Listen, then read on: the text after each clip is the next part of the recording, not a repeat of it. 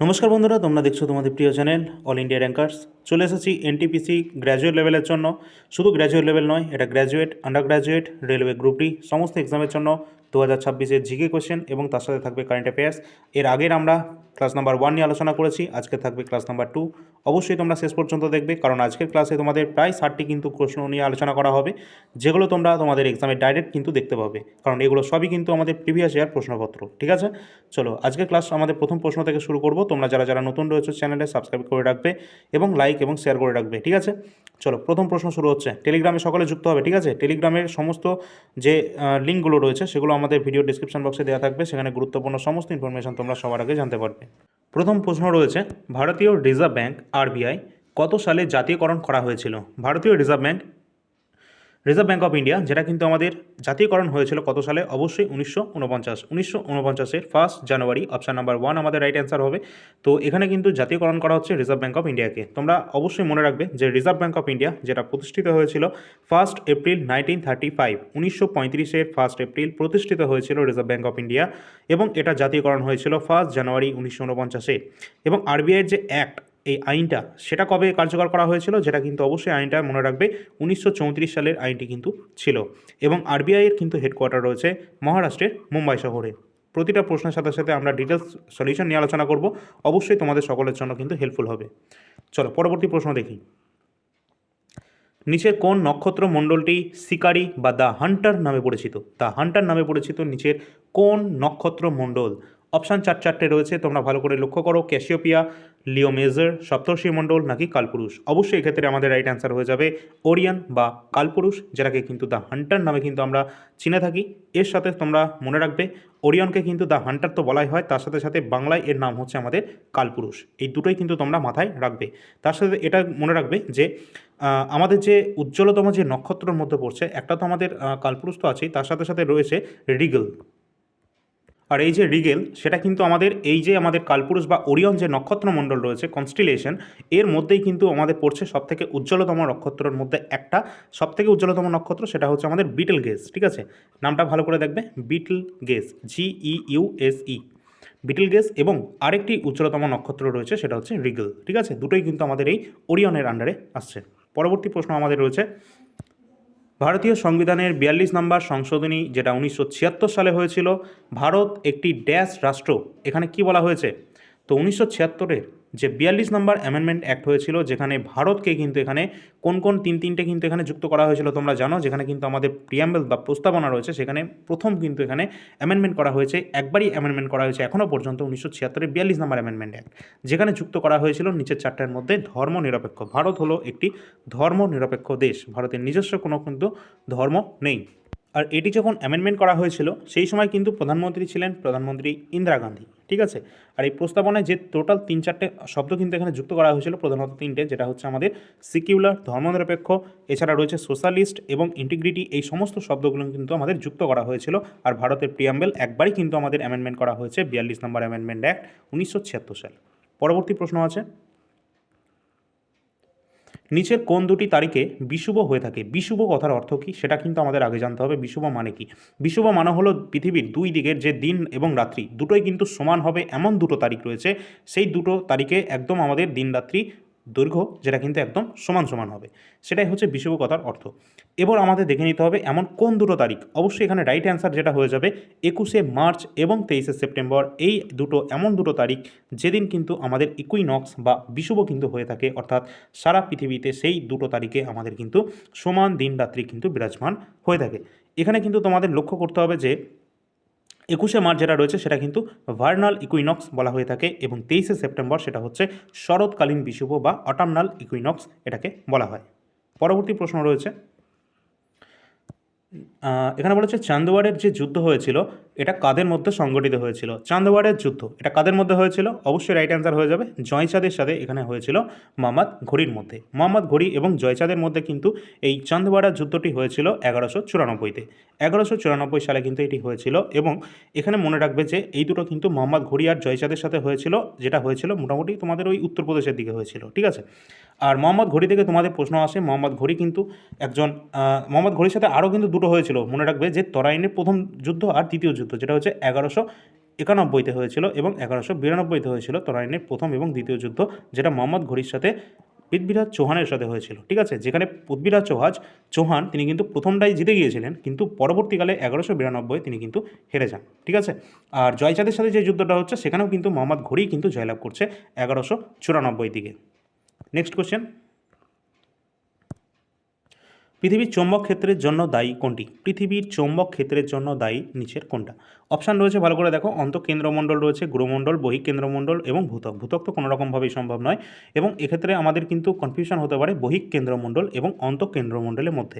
কিন্তু এক্ষেত্রে আমাদের যে চৌম্বক যে ক্ষেত্র রয়েছে, ম্যাগনেটিক ফিল্ড, সেটা কিন্তু রয়েছে আমাদের বহিঃকেন্দ্রমণ্ডল, যেটা হচ্ছে আউটার কোর, যেটা কিন্তু আমাদের লিকুইড হয়। ঠিক আছে, আউটার কোরটা আমাদের হয়ে থাকে লিকুইড ফরম্যাটে, এবং যেটা অন্তঃকেন্দ্রমণ্ডল বা ইনার কোর রয়েছে এটা কিন্তু একদম সলিড হয়ে থাকে, কারণ প্রচণ্ড তাপ এবং চাপে কিন্তু থাকে অন্তঃকেন্দ্রমণ্ডলের মধ্যে। এটা অত্যন্ত আমাদের কিন্তু একদম কঠিন কিন্তু হয়ে থাকে। পরবর্তী আমরা প্রশ্ন দেখব। অবশ্যই তোমরা কিন্তু আমাদের যে অ্যাপ্লিকেশান রয়েছে অল ইন্ডিয়া র্যাঙ্কার্স, সকলে কিন্তু সেটা ডাউনলোড করে নেবে, কারণ সেখানে কিন্তু তোমরা ফ্রি পিডিএফ সেকশানে আজকের ক্লাসের পিডিএফ কিন্তু সেখানে পেয়ে যাবে। এছাড়া আমাদের অন্যান্য অনেক কিন্তু পেইড পিডিএফও রয়েছে, সেগুলো তোমরা একটু পরেই দেখতে পাবে। পরবর্তী আমাদের যে প্রশ্ন রয়েছে সেটা দেখে নেব। ভারতীয় সংবিধানে কোন অনুচ্ছেদে স্পষ্টভাবে বলা হয়েছে যে রাষ্ট্রপতি পুনর্নির্বাচনের জন্য যোগ্য? অবশ্যই রাষ্ট্রপতি কিন্তু আমাদের দেশে বারবার কিন্তু সেই পদে কিন্তু দাঁড়াতে পারে, এমন কোনো রুলস নেই যে রাষ্ট্রপতি একবারই দাঁড়াতে পারবে সেই পদে বা দুবার দাঁড়াতে পারবে এরকম কিছু। ঠিক আছে, তো এখানে বলা হয়েছে এটা কত নম্বর আর্টিকেলের মধ্যে এটা রয়েছে? তো রাইট অ্যান্সার হয়ে যাবে 57 নম্বর আর্টিকেলের সম্পর্কে আমরা এখানে ধারণা পাই যে রাষ্ট্রপতির যে পুনর্নির্বাচনের যে পদ্ধতি বা এই সম্পর্কিত যে তথ্য সেগুলো কিন্তু আমরা 57 নম্বর আর্টিকেল থেকে জানতে পারি। আর রাষ্ট্রপতি পদের মেয়াদ কত বছর? অবশ্যই 5 বছরের জন্য কিন্তু নির্বাচিত হয়ে থাকেন আমাদের রাষ্ট্রপতি। আর রাষ্ট্রপতি অবশ্যই ইলেকট্রাল কলেজের মাধ্যমে হয়ে থাকেন। আর ভারতের প্রথম রাষ্ট্রপতি তোমরা তো জানোই যে ডক্টর রাজেন্দ্র প্রসাদ রয়েছেন, ছিলেন ভারতের প্রথম রাষ্ট্রপতি। বর্তমানে কে রয়েছেন তোমরা জানো, তিনি কিন্তু ফার্স্ট ট্রাইবাল আমাদের রয়েছেন। ঠিক আছে, দ্রৌপদী মুর্মু। নেক্সট কোশ্চেন, মহেঞ্জোদারো প্রত্নস্থলটি কোন নদীর তীরে অবস্থান করছে? মহেঞ্জোদারো যে প্রত্নস্থল রয়েছে এটা কোন নদীর তীরে অবস্থান করছে? অবশ্যই রাইট অ্যান্সার আমাদের যেটা হয়ে যাবে সিন্ধু নদীর তীরে। সিন্ধু নদীর তীরে অবস্থান করছে মহেঞ্জোদারোর যে প্রত্নস্থল রয়েছে। এখান থেকে তোমাদের অনেকগুলো প্রশ্ন আসতে পারে।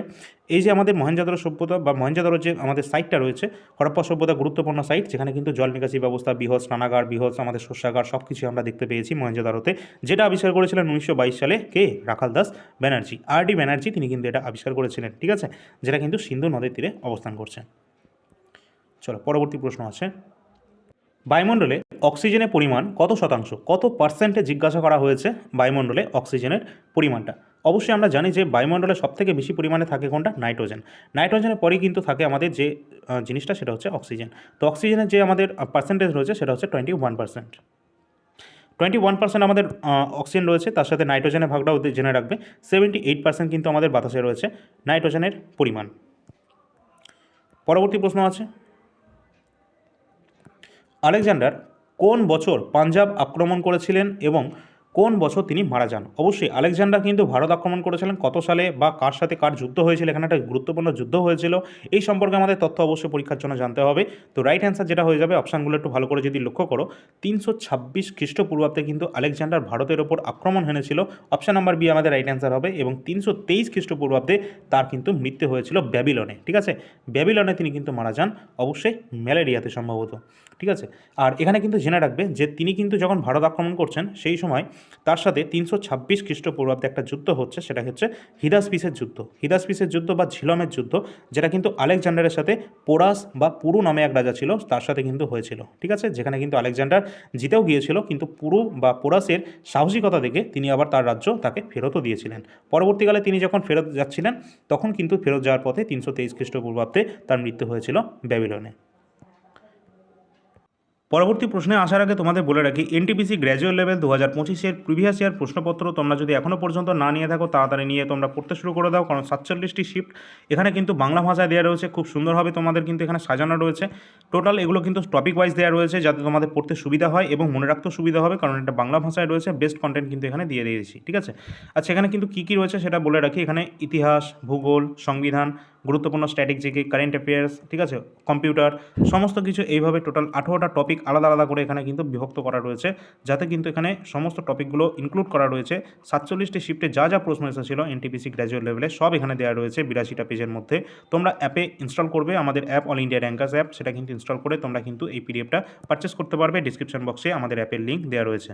এছাড়া তোমরা জানো যে রেলওয়েতে কিন্তু কারেন্ট অ্যাফেয়ার্স অত্যন্ত গুরুত্বপূর্ণ রোল প্লে করে, ঠিক আছে। তোমরা গ্রুপ ডি যদি এক্সাম দিয়ে থাকো, এই কদিন আগে তোমাদের যে অ্যান্সার কিটা প্রকাশিত হয়েছে সেখানে যদি লক্ষ্য করো 20-র মধ্যে তোমাদের ম্যাক্সিমাম কোশ্চেন 90% কোশ্চেন কিন্তু কারেন্ট অ্যাফেয়ার্সের ছিল। সুতরাং কিন্তু এটা কিন্তু কেউ ইগনোর করতে পারবে না। আর ওয়েস্ট বেঙ্গলের মধ্যে বেস্ট কন্টেন্ট কিন্তু কারেন্ট অ্যাফেয়ার্সে দিয়ে থাকি আমরাই, যেটা কিন্তু তোমরা দেখতে পাচ্ছ জানুয়ারি ফেব্রুয়ারি 2026-এর ইতিমধ্যে আমরা আপডেট করে দিয়েছি আমাদের অ্যাপে, সেটা তোমরা পেয়ে যাবে। এছাড়া 2025-এর কমপ্লিট কারেন্ট অ্যাফেয়ার্স তো আমাদের দেওয়াই রয়েছে, 199 টাকার মধ্যে পাবে। 2026-এর যে কোনো মাসের কারেন্ট অ্যাফেয়ার্স তোমরা নিতে পারো 20 টাকা প্রতি মাস হিসাবে, ঠিক আছে। তো যাদের প্রয়োজন রয়েছে অবশ্যই নেবে। এটা কিন্তু প্রিলিমস মেন্স দুটোর জন্যই কিন্তু ইম্পর্টেন্ট সমানভাবে। এখানে কত প্রশ্ন রয়েছে? প্রায় 450-র কাছাকাছি প্রশ্ন রয়েছে, যেটা কিন্তু 30 থেকে 33টা পেজের মধ্যে আমরা কমপ্লিট করে দিই। আর সমস্ত পিডিএফ, আমাদের যত পিডিএফ রয়েছে সব কিন্তু তোমাদের প্রিন্টেবল ফরম্যাটে দেওয়া হয়ে থাকে, যেটা কিন্তু কারেন্ট অ্যাফেয়ার্স দেওয়া হয়। এটা বিশেষত এসএসসি এবং রেলকে ফোকাস করেই কিন্তু তৈরি করা হয়েছে। এছাড়া আজকের যে ক্লাসের পিডিএফ সেটা কিন্তু তোমরা এই যে আমাদের অ্যাপ্লিকেশনের ফ্রি পিডিএফ যে অপশানটা রয়েছে সেখানে কিন্তু পেয়ে যাবে। এখানে ফ্রি পিডিএফ যে অপশান রয়েছে এখানে তোমরা পেয়ে যাবে। এছাড়া পেইড যে পিডিএফ অপশান রয়েছে এখানে কিন্তু সমস্ত গুরুত্বপূর্ণ পিডিএফ যেগুলো রয়েছে সেগুলো পাবে। যেমন রয়েছে current affairs, complete current affairs 2025 এবং 26 সবই কিন্তু এখানে অ্যাভেলেবেল রয়েছে। এছাড়া কমপ্লিট যে জিকে জিএস, এর মধ্যে কিন্তু স্ট্যাটিক জিকে, এছাড়া ইতিহাস, সংবিধান সব কিছু এখানে দেওয়া রয়েছে। প্রিভিয়াস ইয়ার প্রশ্নপত্রের মধ্যে তোমরা কিন্তু এনটিপিসি, এসএসসি জিডি, অন্যান্য যে রেলওয়ের এক্সামের প্রিভিয়াস ইয়ার প্রশ্নপত্র সব এখানে পেয়ে যাবে। সাবজেক্ট ওয়াইজ জিকে জিএসের মধ্যে কমপ্লিট স্ট্যাটিক জিকে রয়েছে, কমপ্লিট ইন্ডিয়ান হিস্ট্রি এবং তার সাথে রয়েছে কমপ্লিট ভারতের সংবিধান। এগুলো কিন্তু গুরুত্বপূর্ণ, এগুলো অবশ্যই যদি পড়ে যাও এখান থেকে প্রশ্ন কিন্তু অবশ্যই আসবে। এছাড়া অন্যান্য পিডিএফ যদি তোমাদের এগুলো প্রয়োজন হয়ে থাকে তাহলে তোমাদের যেটা প্রয়োজন সেটা তোমরা নিয়ে নিতে পারবে, সবই অ্যাভেলেবেল রয়েছে অ্যাপের মধ্যে। এর সাথে সাথে অবশ্যই এনটিপিসির জন্য 2020-21 যদি তোমরা পড়ো তাহলে কিন্তু এখানে 5000 কোশ্চেন কিন্তু পাবে, কারণ 133টা শিফটের সমাধান এখানে দেওয়া রয়েছে। এছাড়া 2025-এ 47টি শিফটের দেওয়া রয়েছে এবং আন্ডার গ্র্যাজুয়েটটা খুব শীঘ্রই তোমরা কিন্তু পেয়ে যাবে। ডেসক্রিপশনে আমাদের অ্যাপের লিঙ্ক কিন্তু পেয়ে যাবে। যদি কারো কোনো সমস্যা হয় অ্যাপ ইনস্টল করতে বা কোনো সমস্যা হয় যদি হয়ে থাকে, সেক্ষেত্রে কিন্তু এই যে নাম্বারটি রয়েছে এই নাম্বারে তোমরা হোয়াটসঅ্যাপের মাধ্যমে যোগাযোগ করতে পারো, সেক্ষেত্রে তোমাদের কিন্তু সেটা গাইড করে দেওয়া হবে। আর অ্যাপটা যখন ডাউনলোড করবে তারপর তোমরা রেজিস্টার করে দেন লগ ইন করবে, তারপর যেটা প্রয়োজন রয়েছে সেটা কিন্তু তোমরা নিয়ে নিতে পারবে। সকলকে বলে রাখি, যে কোনো পিডিএফ যখন নেবে তোমরা একটা টেস্ট পাস বলে অপশান পাবে, সেক্ষেত্রে এটা যদি টিক দেওয়া থাকে এটাকে বন্ধ করে দেবে, না হলে কিন্তু তোমাদের বেশি চার্জ কিন্তু দেওয়া হতে পারে, ঠিক আছে। এটা কিন্তু অবশ্যই বন্ধ করে রাখবে, তাহলে অরিজিনাল প্রাইসটা শো করবে। চলো পরবর্তী প্রশ্ন রয়েছে, কুইপার বেল্ট হলো বরফ এবং ধূলিকণার একটি বলয় যা কোন গ্রহের কক্ষপথের ঠিক বাইরে অবস্থান করে। অর্থাৎ বলা হয়েছে যে কুইপার বেল্ট যেটা কোন কোন গ্রহের অর্থাৎ বাইরের দিকে ঠিক অবস্থান করছে, যেটা বরফ এবং ধূলিকণার একটি মিশ্রণ, ঠিক আছে, একটা বলয়। তো কুইপার বেল্ট সম্পর্কে আমাদের জানতে হবে, যেটা কিন্তু অবশ্যই থাকে কোথায়, নেপচুনের পরবর্তী থাকে হচ্ছে কুইপার বেল্ট। এখানে কিন্তু তোমরা লক্ষ্য করবে যে কুইপার বেল্ট যেটা কিন্তু আমাদের নেপচুনের পরবর্তী থাকে, আর এই কুইপার বেল্টে অনেকগুলো কিন্তু অবস্থান করে, যেমন আমাদের নেপচুন অবস্থান করছে, এর পরবর্তী কিন্তু যে প্লুটো, সেরেস, ঠিক আছে, এরা সকলেই কিন্তু অবস্থান করছে আমাদের এই কুইপার বেল্টের দিকে, ঠিক আছে, নেপচুনের পরবর্তী যে বেল্টটা পড়ছে। আর তোমাদের বলে রাখি এখানে কিন্তু তোমরা লক্ষ্য করবে যে বুধ, শুক্র, পৃথিবী, মঙ্গলের পরবর্তী কিন্তু একটা বেল্ট রয়েছে, সেটা হচ্ছে আমাদের কি অ্যাস্ট্রয়েড বেল্ট। এই অ্যাস্ট্রয়েড বেল্টে কিন্তু অবস্থান করছে একটি মাত্র আমাদের বামন গ্রহ রয়েছে, সেটা হচ্ছে কি সেরেস অবস্থান করছে অ্যাস্ট্রয়েড বেল্টের মধ্যে, ঠিক আছে। আর প্লুটো কিন্তু আগে কিন্তু আমাদের মানে গ্রহরূপে ছিল, কিন্তু এটা ইন্টারন্যাশনাল অ্যাস্ট্রোনমিক্যাল ইউনিয়ন তারা কিন্তু 2006 সালে প্লুটোকে কিন্তু বামন গ্রহের আওতায় কিন্তু ফেলে দিয়েছে, ঠিক আছে। এটা কোনো গ্রহ কিন্তু এখন বর্তমানে নয়। পরবর্তী প্রশ্ন আছে, ভারতীয় সংবিধানে কোন অংশে কেন্দ্রীয় কার্যনির্বাহী অর্থাৎ ইউনিয়ন এক্সিকিউটিভ সংক্রান্ত বিধান দেওয়া রয়েছে। তো ইউনিয়নের কথা বলা হয়েছে, এক্সিকিউটিভ ইউনিয়নের কথা বলা হয়েছে, রাইট অ্যান্সার হয়ে যাবে পার্ট নাম্বার 5-এ কিন্তু এটি দেওয়া রয়েছে। আর এই যে কেন্দ্রীয় কার্যনির্বাহীর মধ্যে পড়ছে, এক্ষেত্রে কিন্তু আমাদের রাষ্ট্রপতি, উপরাষ্ট্রপতি, প্রধানমন্ত্রী বা অ্যাটর্নি জেনারেল এনারা সকলেই এর আন্ডারে চলে আসছে। পরবর্তী প্রশ্ন রয়েছে, বৈদিক যে স্তোত্র রয়েছে প্রধান সংকলনগুলোকে কি বলা হয়ে থাকে। বৈদিক স্তোত্রের সংকলনগুলোকে বলা হয়ে থাকে কি? অবশ্যই সংহিতা, এক্ষেত্রে আমাদের রাইট অ্যান্সার হয়ে যাবে।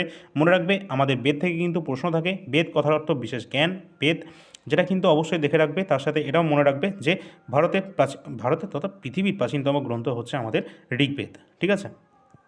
ঋক, সাম, যজু, অথর্ব, টোটাল 4 বেদ রয়েছে। সাম হচ্ছে গানের সাথে সম্পর্কিত রয়েছে, ঠিক আছে। অথর্ব বেদ জাদুবিদ্যা, তুকতাকের সাথে সম্পর্ক রয়েছে, এগুলো পরীক্ষায় চলে আসে। নেক্সট, 1 ডিগ্রি অক্ষাংশ আনুপানিক কত কিলোমিটারের সমান হয়ে থাকে? আমাদের যে অক্ষাংশ যেগুলো রয়েছে, অক্ষাংশ কোন দিক থেকে কোন দিকে যায়? অবশ্যই পূর্ব থেকে পশ্চিম দিকে যে বিস্তৃত যে সমস্ত রেখাগুলো রয়েছে এগুলো সবই হচ্ছে অক্ষাংশ। আর এদের প্রতিটার যে গ্যাপ হয়ে থাকে যে 1 ডিগ্রি এর মানে হচ্ছে কত কিলোমিটার হয়? অবশ্যই 111 কিলোমিটার হয়ে থাকে প্রতি 1 ডিগ্রি অক্ষাংশের সমান। ঠিক আছে, এখান থেকে কিন্তু আমাদের প্রশ্ন অবশ্যই চলে আসে। এছাড়া যদি দ্রাঘিমাংশ বলে সেক্ষেত্রেও কিন্তু 111 দশমিক সামথিং কিন্তু একটা মান চলে আসে। ভারতে ক্ষুদ্র ঋণ প্রতিষ্ঠানগুলো অর্থাৎ মাইক্রো ফাইন্যান্সের কথা বলা হচ্ছে। মাইক্রো ফাইন্যান্স যে ইনস্টিটিউশনগুলো রয়েছে এর জন্য নির্দেশিকা কে জারি করে থাকে? তো মাইক্রো ফাইন্যান্সের জন্য যে সমস্ত নির্দেশিকা রয়েছে সেগুলো কিন্তু রিজার্ভ ব্যাঙ্ক অফ ইন্ডিয়া এরা কিন্তু এটা প্রদান করে। আর মাইক্রো ফাইন্যান্স তোমরা সকলে বলবে যে মাইক্রো ফাইন্যান্সের জনক কাকে বলা হয়, সেটা কিন্তু বাংলাদেশের যিনি কিন্তু শান্তিতে নোবেল পেয়েছিলেন তোমরা সকলেই জানো, যার নাম হচ্ছে মোহাম্মদ ইউনূস। তাই তিনিই হচ্ছেন এই ক্ষুদ্র ঋণ বা মাইক্রো ফাইন্যান্সের জনক বলা হয়ে থাকে। পরবর্তী প্রশ্ন রয়েছে, দিল্লির প্রথম সুলতান হিসাবে কে নিজেকে জিলিল্লাহ বা এই যে আমাদের ঈশ্বরের ছায়া, জিলিল্লাহ কথার অর্থ হলো ঈশ্বরের ছায়া, এই উপাধিতে ভূষিত করেছিলেন দিল্লির কোন সুলতান নিজেকে? তো রাইট অ্যান্সার হয়ে যাবে গিয়াসউদ্দিন বলবন। বলবন তিনি নিজেকে কিন্তু জিলিল্লাহ বা ঈশ্বরের ছায়া বলে তিনি কিন্তু নিজেকে দাবি করতেন, এবং তিনিই কিন্তু সিজদা এবং পাইবস যে প্রথা রয়েছে তিনিই কিন্তু এটা চালু করেছিলেন। আর তিনিই কিন্তু নিজেই 40 চক্রের একজন সদস্য ছিলেন, যেটা কিন্তু তার আগে সুলতান এটা তৈরি করেছিল, ওটা ছিল তোমাদের ইলতুৎমিশ।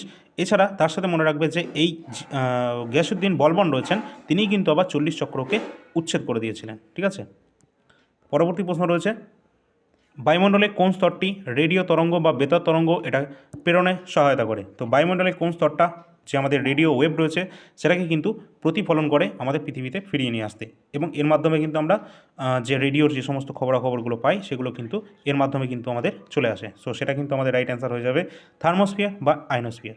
আইনোস্ফিয়ার এখানে কিন্তু আমাদের যে সমস্ত রেডিও তরঙ্গ বেতার তরঙ্গ রয়েছে সেগুলো কিন্তু প্রতিফলিত হয়ে থাকে।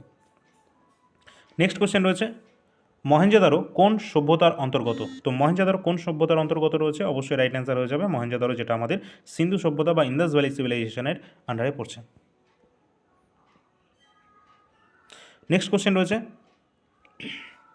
ভারতীয় সংবিধানে কোন অনুচ্ছেদে রাষ্ট্রপতির শপথ বা প্রতিজ্ঞা সম্পর্কে বলা হয়েছে? তো রাষ্ট্রপতির যে শপথ সেটা কিন্তু বলা হয়েছে আর্টিকেল 60-তে। আর্টিকেল 60-এ কিন্তু রাষ্ট্রপতির শপথ সম্পর্কে বলা রয়েছে। আর্টিকেল 61-এ তার কিন্তু ইমপিচমেন্টের কথা কিন্তু রয়েছে। পরবর্তী প্রশ্ন রয়েছে, ঋগ্বেদে কতগুলি মণ্ডল রয়েছে? তো টোটাল ঋগ্বেদে যে মণ্ডল রয়েছে সেটার সংখ্যা হচ্ছে টোটাল কত? 10টি কিন্তু ঋগ্বেদে মণ্ডলের সংখ্যা রয়েছে। আর এক্ষেত্রে তোমরা দেখে রাখবে যে গায়ত্রী মন্ত্র কিন্তু এখানে ঋগ্বেদ থেকেই কিন্তু নেওয়া হয়েছিল। পরবর্তী প্রশ্ন রয়েছে, পৃথিবীর কোনো বাইরের স্তরটি কম ঘন পুরু এবং যার গঠন অ্যান্ডেসিটিক থেকে গ্রানাইটিক প্রকৃতির হয়ে থাকে, তো সেটাকে কি বলা হচ্ছে? পৃথিবীর কোনো বাইরের যে স্তর, ঠিক আছে, যেটা কিন্তু ঘনত্বটা কম পুরু এবং যার গঠন বলেছে অ্যান্ডেসিটিক থেকে গ্রানাইট প্রকৃতির হয়ে থাকে। তো এখানে আমাদের রাইট অ্যান্সার কোনটা হবে ভালো করে লক্ষ্য করবে, অপশানগুলো একটু ভালো করে দেখো, যে সামুদ্রিক ভূত্বক রয়েছে অপশানে, তারপরে রয়েছে গুরুমণ্ডল, মহাদেশীয় ভূত্বক রয়েছে এবং বহিঃকেন্দ্রমণ্ডল। তোমরা তো এখান থেকে একদম ডাইরেক্ট কেটে ফেলতে পারবে, যেক্ষেত্রে আমাদের গুরুমণ্ডল তো হবেই না, এবং বহিঃকেন্দ্রমণ্ডল যেটা কিন্তু আমাদের একদমই লিকুইড ফরম্যাটে রয়েছে এটাও কিন্তু আমাদের রাইট অ্যান্সার হবে না।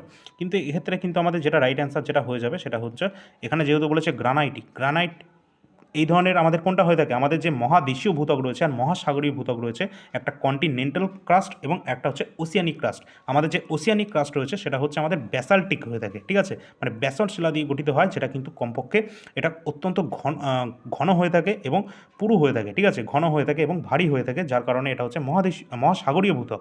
আর মহাদেশীয় যেটা হচ্ছে সেটা হচ্ছে গ্রানাইটিক হয়ে থাকে, যেটা কিন্তু অপেক্ষাকৃত ব্যাসল্টের থেকে হালকা, এবং এটা গ্রানাইটের মাধ্যমে তৈরি হয়, যেটা মহাদেশীয় ভূত্বক।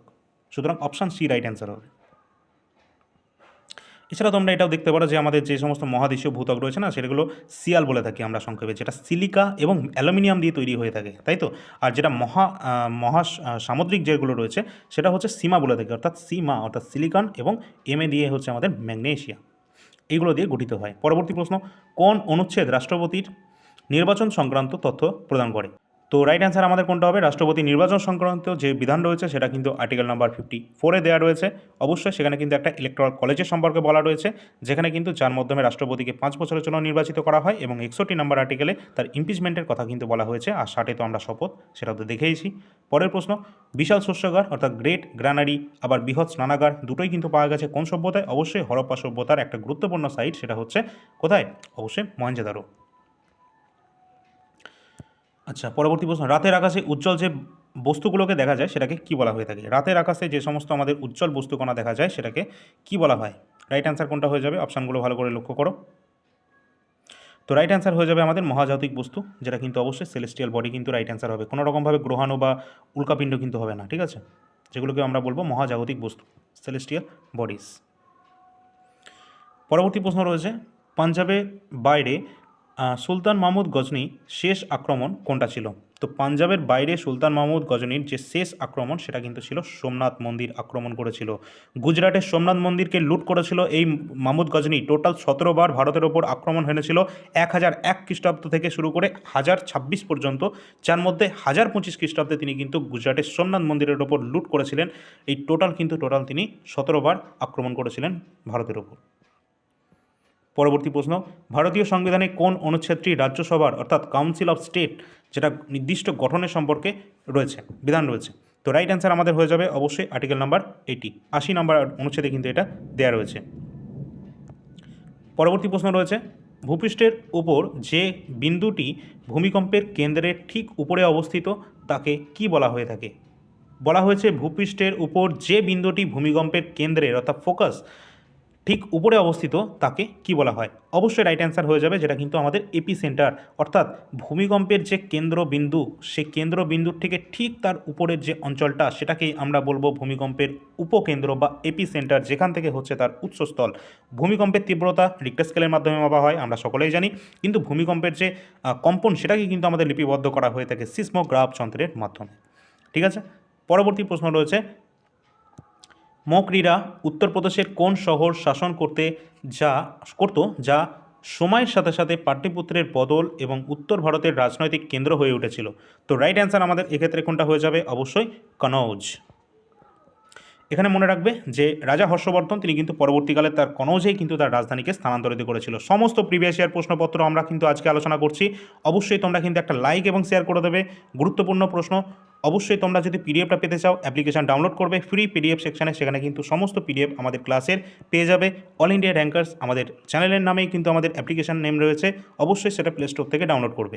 পরবর্তী প্রশ্ন, সংবিধানের কোন অনুচ্ছেদে উল্লেখ রয়েছে যে সংসদের কাজ হিন্দি বা ইংরেজিতে পরিচালিত হবে? এটা কত নম্বরে বলা হয়েছে?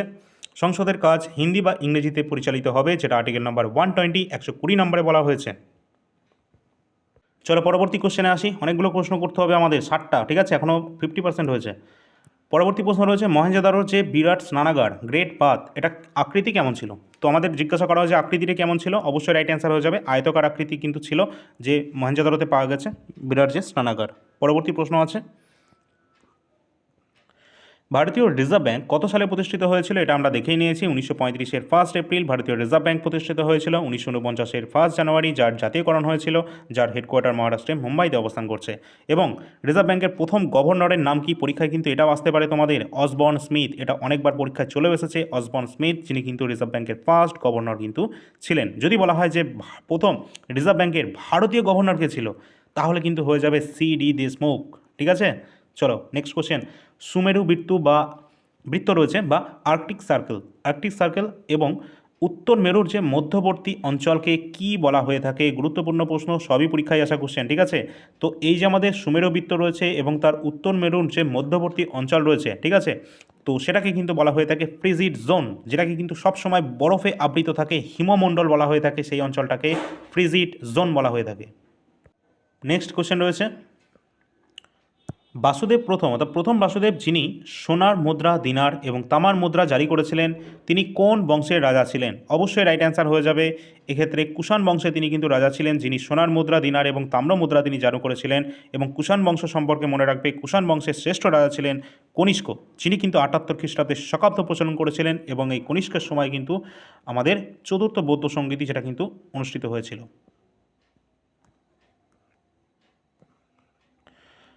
পরবর্তী প্রশ্ন, ভারতীয় সংবিধানের কোন অনুচ্ছেদগুলোকে কেন্দ্রীয় কার্যনির্বাহী নিয়ে আলোচনা করা হয়েছে? অবশ্যই এক্ষেত্রে আমাদের রাইট অ্যান্সার যেটা হয়ে যাবে 52 থেকে 78 অনুচ্ছেদের মধ্যে কিন্তু এটি কিন্তু দেওয়া রয়েছে, যেখানে রাষ্ট্রপতির ক্ষমতা বা মন্ত্রিসভা সম্পর্কে সমস্ত কিছু দেওয়া রয়েছে। পরবর্তী প্রশ্ন আছে অ্যাস্ট্রয়েড বেল্ট বা গ্রহাণু বেল্ট এটি কোন দুটি গ্রহের মধ্যে অবস্থান করছে? তোমাদের আগেই বলেছি, যেটা কিন্তু আমাদের অবস্থান করছে কোথায়? মঙ্গল এবং বৃহস্পতির ঠিক মাঝখানে, অর্থাৎ বুধ, শুক্র, পৃথিবী, মঙ্গল, এই চারটে গ্রহ রয়েছে, যেটা কিন্তু আমাদের রয়েছে কি পার্থিব গ্রহ, বা এগুলো হচ্ছে আমাদের একদম তোমাদের বলতে গেলে এগুলো হচ্ছে পার্থিব গ্রহ, মানে গ্যাসীয় প্ল্যানেট নয় এগুলো, ঠিক আছে? এগুলোকে বলা হয় ইনার প্ল্যানেট। এছাড়া বাদবাকি যে চারটে পড়ছে বৃহস্পতি, শনি, ইউরেনাস, নেপচুন, এগুলো সবই হচ্ছে গ্যাসীয় প্ল্যানেট বা আউটার প্ল্যানেট, ঠিক আছে? এরই মাঝখানে অবস্থান করছে হচ্ছে আমাদের কি না এই অ্যাস্ট্রয়েড বেল্ট। আর এই অ্যাস্ট্রয়েড বেল্টে অবস্থান করছে একটি মাত্র আমাদের বামন গ্রহ, সেটা হচ্ছে সেরেস। আর এই চারটে আমাদের যেটা রয়েছে গ্যাসীয় প্ল্যানেট বা বড় গ্রহ, সেগুলো রয়েছে আউটার প্ল্যানেট। তার পরবর্তী আর একটা আমাদের বেল্ট রয়েছে, সেটাকে বলা হয় কুইপার বেল্ট, ঠিক আছে?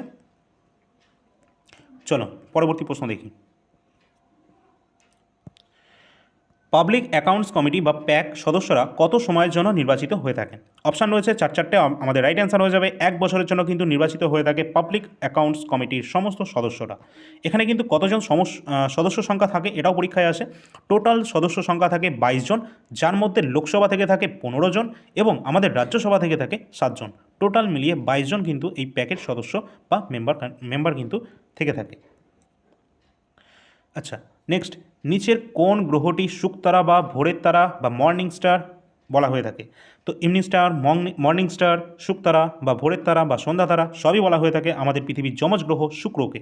শুক্র কিন্তু আমাদের সৌরজগতের সবথেকে হটেস্ট প্ল্যানেট, উষ্ণতম গ্রহ, এবং পৃথিবীর যমজ গ্রহ বলা হয়ে থাকে আমাদের এই শুক্র গ্রহকে। আর এই শুক্র গ্রহই কিন্তু আমাদের পূর্ব থেকে পশ্চিমে কিন্তু পাক খেয়ে থাকে। নেক্সট, পার্লামেন্ট বা সংসদ শব্দটি বলতে কী বোঝায়? পার্লামেন্ট বা সংসদ এই যে শব্দটি বলতে বোঝায় আমাদের জাতীয় আইনসভাকে, যেখানে কিন্তু আমাদের ল তৈরি করা হয়। সিন্ধু সভ্যতার মহান যে স্নানাগার সম্পর্কে নিচের কোন উক্তিটি সত্য রয়েছে? অপশানগুলো যদি একটু ভালো করে লক্ষ্য করো তোমরা, রাইট অ্যান্সার যেটা হবে অবশ্যই এটি সম্ভবত ধর্মীয় উদ্দেশ্যে ব্যবহৃত হতো। এটা কিন্তু আমাদের স্নানাগার সম্পর্কে। আচ্ছা, স্নানাগার সম্পর্কে, স্নানাগারে তো আমাদের শস্য মজুত হতো না, চাষের জন্য ব্যবহৃত হতো না, ঠিক আছে? জলের ট্যাঙ্কার হিসেবেও ব্যবহৃত হতো না। এখানে কিন্তু আমাদের right answer option number D হবে, যেটা কিন্তু ধর্মীয় উদ্দেশ্যে এটা কিন্তু ব্যবহার করা হতো। পরবর্তী প্রশ্ন, সংবিধানে কোন অনুচ্ছেদে উল্লেখ রয়েছে রাষ্ট্রপতি তার পদের মেয়াদ শেষ হওয়া সত্ত্বেও তার উত্তরসূরি কার্যভার গ্রহণ না করা পর্যন্ত তিনি বহাল থাকবেন? অর্থাৎ যদি আমাদের রাষ্ট্রপতির তার মেয়াদ যদি শেষ হয়ে যায় কিন্তু তার পরবর্তী কোনো রাষ্ট্রপতি এখনও পর্যন্ত নির্বাচিত না হয়ে থাকে, তাহলে কিন্তু আগের রাষ্ট্রপতি কিন্তু বহাল থাকবে সেই পদে। এটা কত নম্বর আর্টিকেলের সম্পর্কে আমরা জানতে পারি? অবশ্যই আর্টিকেল নম্বর 56 56 নম্বর আর্টিকেল থেকে এটা আমরা জানতে পারি। 5 বছরের যদিও তার মেয়াদকাল হয়ে থাকে। অবশ্যই তোমরা কিন্তু চ্যানেলটা সাবস্ক্রাইব করে রাখবে, ঠিক আছে? পরবর্তী ক্লাসগুলো পাওয়ার জন্য এবং আমাদের অ্যাপ্লিকেশনটা ডাউনলোড করবে। অবশ্যই তোমাদের এসএসসি, রেল সমস্ত প্রিভিয়াস ইয়ার প্রশ্নপত্র তোমরা কিন্তু আমাদের অ্যাপে পেয়ে যাবে। তার সাথে সাথে খুব শীঘ্রই তোমাদের 101টি রেলওয়ে গ্রুপ ডিতে আসা সমস্ত প্রশ্নপত্র কিন্তু এখানে আপলোড করা হবে, ঠিক আছে? এই অ্যাপের মধ্যে অল ইন ওয়ান অ্যাপ একদম, এসএসসি এবং রেলওয়েকে যারা ফোকাস করছো। নেক্সট, বায়ুমণ্ডলে কোন স্তরের উপরে এক্সোস্ফিয়ার অবস্থান করছে? বায়ুমণ্ডলে কোন স্তরের উপরে অবস্থান করছে এক্সোস্ফিয়ার? অবশ্যই রাইট অ্যান্সার হয়ে যাবে থার্মোস্ফিয়ারের উপরে কিন্তু অবস্থান করছে এক্সোস্ফিয়ার স্তরটি। এক্সোস্ফিয়ার হচ্ছে একদম তোমাদের শেষ স্তর যেটা রয়েছে, ঠিক আছে? আচ্ছা, পরবর্তী প্রশ্ন, কোন যুগে সতীদাহ প্রথার প্রথম শিলালিপিক উদাহরণ পাওয়া যায়? তো অবশ্যই এটা কোন যুগে পাওয়া গিয়েছিল? যেটা কিন্তু পাওয়া গিয়েছিল আমাদের গুপ্ত যুগে। একটি সাধারণ কেন্দ্র থেকে সমান ভ্রমণের সময় অবস্থানগুলিকে সংযুক্তকারী যে রেখা, সেগুলোকে কি বলা হয়? তো অবশ্যই এক্ষেত্রে আমাদের দেখে নিতে হবে অপশানগুলো, যদি একটু ভালো করে লক্ষ্য করো রাইট অ্যান্সার আমাদের হয়ে যাবে অবশ্যই আইসোক্রান্স, ঠিক আছে? অপশান নাম্বার বি আমাদের রাইট অ্যান্সার হবে, যেগুলো আমাদের যে সমস্ত সমান ভ্রমণের যে সময়ের স্থানগুলো রয়েছে সেগুলোকে সংযুক্ত করে যে রেখা, সেটা হচ্ছে আইসোক্রান্স। এটা কিন্তু পরীক্ষায় আসা প্রশ্ন অবশ্যই, যেটা কিন্তু আমরা কোনো রকমভাবে নিজে থেকে নিইনি, সমস্ত প্রশ্নই কিন্তু পরীক্ষায় আসা কোশ্চেন।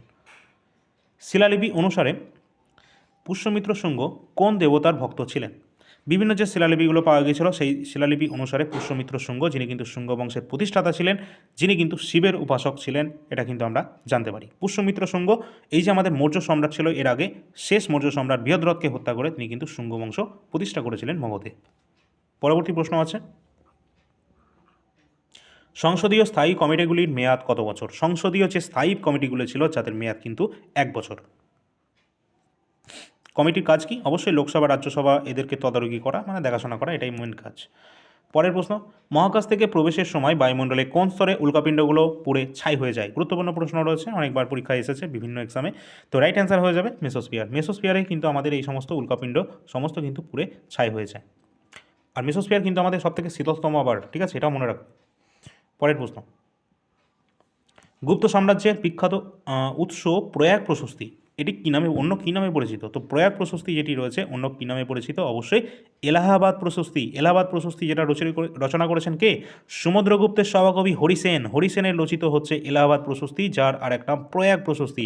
আর এই সমুদ্রগুপ্ত সম্পর্কে জেনে রাখবে, তিনি কিন্তু কবিরাজ নামে বিখ্যাত রয়েছেন। ভারতের নেপোলিয়ন বলা হয়ে থাকে এই সমুদ্রগুপ্তকে। নেক্সট কোশ্চেন, লোদি বংশের শেষ সুলতান কে ছিলেন? লোদি বংশের শেষ সুলতান ছিলেন Ibrahim Lodi. Option number C সঠিক অ্যান্সার। 1526 সালে পানিপথের প্রথম যুদ্ধে বাবর ইব্রাহিম লোদিকে পরাজিত করেছিলেন, এটাও আমাদের দেখে নিতে হবে। ভারতের প্রথম কত সালে, এটা বলেছে এস্টিমেট কমিটি, ঠিক আছে, বাংলা দেখার দরকার নেই, এস্টিমেট কমিটিটা দেখবে। এস্টিমেট কমিটি এটা গঠন করা হয়েছিল কত সালে? অবশ্যই রাইট অ্যান্সার হয়ে যাবে এস্টিমেট কমিটি 1950-এ। নেক্সট কোয়েশ্চেন, বাকাটক রাজবংশ সরাসরি কোন গুপ্ত সম্রাটের সাথে সম্পর্কিত ছিল? বাকাটক রাজবংশের কথা বলা হচ্ছে, কোন গুপ্ত সম্রাটের সাথে সরাসরি যুক্ত ছিলেন? অবশ্যই দ্বিতীয় চন্দ্রগুপ্ত। দ্বিতীয় চন্দ্রগুপ্তের সাথে তিনি কিন্তু সরাসরি সংযুক্ত ছিলেন বিবাহর মাধ্যমে কোনো একটা, ঠিক আছে। পরবর্তী প্রশ্ন রয়েছে, জমে যাওয়া গ্যাস, শিলা, ধূলিকণার মহাজাগতিক যে তুষার বলয় বা যা সূর্যকে প্রদক্ষিণ করে, তাদেরকে কি বলা হয়ে থাকে? অবশ্যই যে সমস্ত আমাদের গ্যাস, শিলা, ধূলিকণার যে মহাজাগতিক তুষার বলয়, যেটাকে কিন্তু বলা হয়ে থাকে ধূমকেতু। ধূমকেতু তোমরা আকাশে দেখেছো তো, যেটা কিন্তু উল্কাপিণ্ড নয়, ধূমকেতুর কথা বলা হচ্ছে। ধূমকেতু কিন্তু যখন যায় তার পিছনের দিকে একটা লেজ আকারের কিন্তু হয়ে যায়, যেটা কিন্তু কোনো রকম আগুনের কিন্তু নয় ওটা। এটা হচ্ছে মানে যেতে যেতে এত শীতল হয়ে যায় যে তার পিছনে থাকা যে বরফগুলো গলতে শুরু করে, তখন একটা পিছনে লেজের টাইপের হয়ে যায়। তো ওটা কিন্তু প্রচণ্ড ঠান্ডার কারণে হয়ে যায়, ঠিক আছে। চলো পরবর্তী প্রশ্ন দেখি, ঋগ্বেদের স্তোত্রগুলি বা হিমস যেগুলো রয়েছে এগুলো অন্য কী নামে পরিচিত? অবশ্যই ঋগ্বেদে যেগুলো রয়েছে স্তোত্র, যেগুলো কিন্তু সুক্ত নামে কিন্তু পরিচিত। টোটাল এগুলো সংখ্যা কত রয়েছে জানো? 1028টি কিন্তু ঋগ্বেদে টোটাল সুক্ত সংখ্যা রয়েছে বা স্তোত্র সংখ্যা রয়েছে। এবং পরীক্ষায় এটাও এসেছে যে ঋগ্বেদে ওম শব্দটি কতবার উচ্চারিত হয়েছে? এই 1028 বারই কিন্তু উচ্চারিত হয়েছে। পরবর্তী প্রশ্ন রয়েছে 53 নম্বর কোশ্চেন, অনেকগুলো কোশ্চেন হয়েছে। নেক্সট কোশ্চেন রয়েছে, ভারতীয় সংবিধানের কোন অংশটি সংবিধানের সংশোধন সম্পর্কিত বিধান রয়েছে? তো ভারতের সংবিধানে কোন অংশটি আমাদের সংশোধন সম্পর্কিত তথ্য রয়েছে? অবশ্যই অংশ নম্বর আমাদের রয়েছে 20। সেখানে আর্টিকেল নাম্বার কত বলতে পারবে? এখানে কিন্তু আমাদের 20 নম্বর পার্টে দেওয়া রয়েছে যে আমাদের সংবিধান সংশোধনের এই সম্পর্কিত যে ধারাটা বলে রাখি, 368 নম্বর আর্টিকেল থেকে আমরা সংবিধান সংশোধন করতে পারি। এবং এই যে সংবিধান সংশোধনের পদ্ধতি, এটা আমরা নিয়েছি সাউথ আফ্রিকার সংবিধান থেকে, ঠিক আছে। নেক্সট, সৌরজগতের শীতলতম গ্রহ কোনটি? অবশ্যই ইম্পর্টেন্ট, সৌরজগতের শীতলতম গ্রহ রয়েছে আমাদের ইউরেনাস। অপশান নাম্বার ডি, যেটাকে সবুজ গ্রহও কিন্তু বলা হয়ে থাকে, কারণ প্রচুর পরিমাণে মিথেন গ্যাস রয়েছে। দাস বা মামলুক ডাইনেস্টি, এবার আমরা দিল্লি সুলতানিতে চলে এসেছি। দিল্লি সুলতানি দাস বংশ, প্রথম বংশ। এই দাস বংশ এটাকে মামলুক ডাইনেস্টি বলা হয়ে থাকে বা স্লেভ ডাইনেস্টি বলা হয়ে থাকে। এখানে কিন্তু ইলতুৎমিশের কন্যা কে ছিলেন, তাই তো? তো ইলতুৎমিশের কন্যা কে ছিল? অবশ্যই দিল্লি সুলতানের একমাত্র প্রথম মহিলা এবং প্রথম এবং শেষ মহিলা সম্রাজ্ঞী যিনি ছিলেন কে? সুলতানা রাজিয়া, যিনি কিন্তু 4 বছর কিন্তু রাজত্ব করেছিলেন, 1236 থেকে 40 পর্যন্ত। পৃথিবীর কেন্দ্রমণ্ডল বা কোর মূলত কী দিয়ে গঠিত? অবশ্যই পৃথিবীর যে কেন্দ্রমণ্ডল রয়েছে সেটা কিন্তু আমাদের নিপে অর্থাৎ নিকেল লোহা দিয়ে গঠিত রয়েছে এই পৃথিবীর কোর, অর্থাৎ যে ভিতরের অঞ্চলটি। নেক্সট, গুপ্ত যুগের সূচনায় কৃতিত্ব কাকে দেওয়া হয়? তো গুপ্ত যুগের সূচনার যে কৃতিত্ব, যেটা কিন্তু প্রথম চন্দ্রগুপ্তকে দেওয়া হয়ে থাকে। শ্রীগুপ্তকেও দেওয়া হয়ে থাকে, বাট প্রথম চন্দ্রগুপ্ত আমাদের অপশানে রয়েছে, তো রাইট অ্যান্সার হয়ে যাবে। নেক্সট, ভারতীয় সংবিধানে কোন অনুচ্ছেদটি ভারতের দ্বিকক্ষ বিশিষ্ট সংসদের কথা বলা হয়েছে? অবশ্যই দ্বিকক্ষ বিশিষ্ট সংসদ, যেটা কিন্তু রয়েছে আমাদের আর্টিকেল নাম্বার 79-এ। যেখানে নিম্নকক্ষ রয়েছে লোকসভা এবং উচ্চকক্ষ রয়েছে রাজ্যসভা। পরবর্তী প্রশ্ন, ভারতীয় সংবিধানে কোন অধ্যায়ে সংসদের অনুচ্ছেদগুলো নিয়ে আলোচনা করা হয়? অবশ্যই কত নম্বর অধ্যায়? অধ্যায় নম্বর 2, পার্ট নাম্বার 2তে। এই সমস্ত প্রশ্নগুলো কিন্তু ছিল টোটাল আজকে 59 কোশ্চেন ছিল। অবশ্যই তোমাদের কেমন লাগলো আজকের ক্লাসটি সেটা জানাতে ভুলবে না, এবং এই ধরনের কন্টেন্ট পাওয়ার জন্য চ্যানেলটা অবশ্যই সাবস্ক্রাইব করে রাখবে। এছাড়া আজকের ক্লাসের সম্পূর্ণ প্রশ্ন এবং উত্তর এই যে পিডিএফ রয়েছে, পিডিএফটা পাওয়ার জন্য আমাদের অ্যাপ্লিকেশন অল ইন্ডিয়া র্যাঙ্কার্স যে মোবাইল অ্যাপ্লিকেশন রয়েছে ডাউনলোড করবে, তারপর রেজিস্টার করে লগ ইন করবে, তারপর তোমরা কিন্তু যে কোনো ফ্রি পিডিএফ বা যে কোনো পেইড পিডিএফ সব কিছু তোমরা অ্যাক্সেস করতে পারবে। অবশ্যই তোমরা আমাদের অ্যাপ্লিকেশনটা ডাউনলোড করে রাখবে। তোমাদের বারবার বলছি, আমাদের যে সমস্ত ক্লাসের পিডিএফ সেগুলো সবই তোমরা ফ্রি পিডিএফ সেকশানে পেয়ে যাবে, ঠিক আছে? এছাড়া কিন্তু আমরা যে সমস্ত আমাদের রেল, এসএসসি যে সমস্ত প্রশ্নপত্র রয়েছে সেই সমস্ত প্রিভিয়াস ইয়ার প্রশ্নপত্র আমরা কিন্তু আমাদের অ্যাপ্লিকেশনেই তোমাদের প্রোভাইড করব। যদিও এসএসসির প্রিভিয়াস ইয়ার প্রশ্নপত্র তোমাদের এখনও পর্যন্ত আমাদের চেয়ারম্যানের বারণ রয়েছে, ঠিক আছে? তোমরা তো সেটা জানোই। তো এডিকিউটি প্যাটার্নের কোনো প্রশ্নপত্র আমরা কিন্তু দিতে পারছি না, আর চেষ্টা করব সেটা অন্য কোনো রকমভাবে যদি প্রোভাইড করা যায় সেটা কিন্তু প্রোভাইড করার চেষ্টা করব। বিশেষ করে রেল যারা পরীক্ষার প্রস্তুতি নিচ্ছ সেটা কিন্তু কোনো রকম বারণ নেই। সুতরাং রেলের কিন্তু প্রিভিয়াস ইয়ার প্রশ্নপত্র আমরা কিন্তু প্রোভাইড করতেই পারি। তার জন্য তোমরা কিন্তু অবশ্যই অ্যাপ্লিকেশনে ডাউনলোড করে রাখবে। গ্রুপ ডির 101টা যে শিফট রয়েছে সেই শিফটের সমস্ত প্রশ্ন উত্তর খুব শীঘ্রই এখানে অ্যাপের কিন্তু আপডেট করে দেওয়া হবে, ঠিক আছে? চলো, দেখা হচ্ছে তাহলে পরবর্তী ক্লাসে। অবশ্যই তোমরা টেলিগ্রাম চ্যানেলে যুক্ত হবে, যে কোনো সমস্যা হলে হোয়াটসঅ্যাপ নাম্বারের মাধ্যমে যোগাযোগ করবে। সমস্ত লিঙ্ক ভিডিও ডিসক্রিপশন বক্সে দেওয়া থাকবে। ধন্যবাদ সকলকে।